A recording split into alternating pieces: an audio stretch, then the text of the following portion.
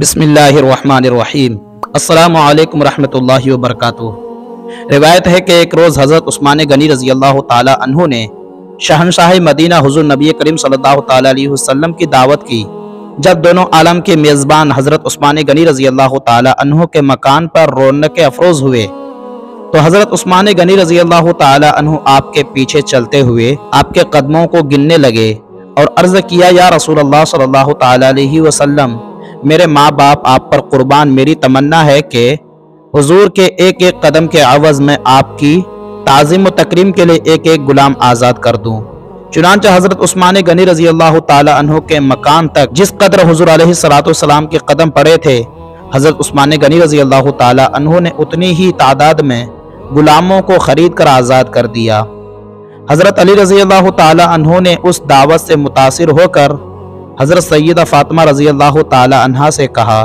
اے فاطمہ رضی اللہ تعالی عنہ، آج میرے دینی بھائی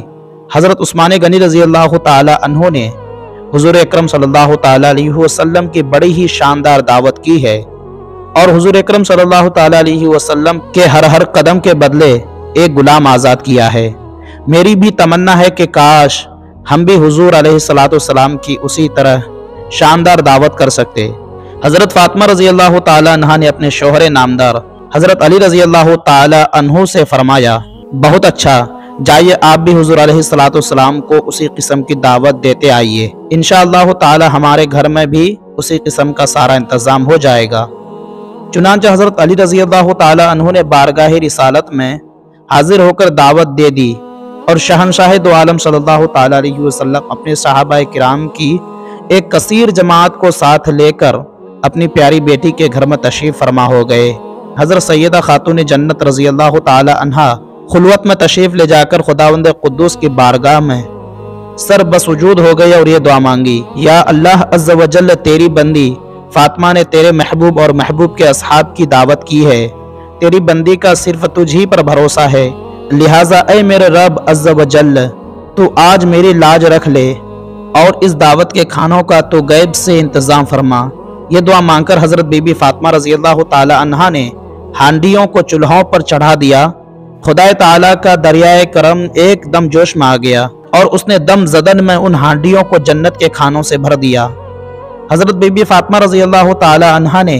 ان ہانڈیوں میں سے کھانا نکالنا شروع کر دیا اور حضور علیہ السلام اپنے صحابہ کرام رضی اللہ تعالی عنہم کے ساتھ کھانا کھانے سے فارغ ہو گئے، لیکن خدا کی شان ہے کہ ہانڈیوں میں سے کھانا کچھ بھی کم نہیں ہوا اور صحابہ کرام رضی اللہ تعالی عنہم ان کھانوں کی خوشبو اور لذت سے حیران رہ گئے۔ حضور اکرم صلی اللہ تعالی علیہ وسلم نے صحابہ کرام رضی اللہ تعالی عنہم کو دیکھ کر فرمایا کہ تم لوگ جانتے ہو کہ یہ کھانا کہاں سے آیا ہے؟ صحابہ کرام رضی اللہ تعالی عنہم نے عرض کیا کہ نہیں یا رسول اللہ صلی اللہ تعالی علیہ وسلم، آپ نے ارشاد فرمایا کہ یہ کھانا اللہ تعالی نے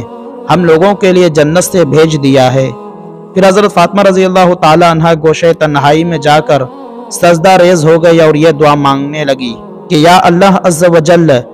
حضرت عثمان غنی رضی اللہ تعالی عنہ نے تیرے محبوب کے ایک ایک قدم کے عوض ایک ایک غلام آزاد کیا ہے، لیکن تیری بندی فاطمہ کو اتنی استطاعت نہیں ہے، لہٰذا اے خداوند عالم،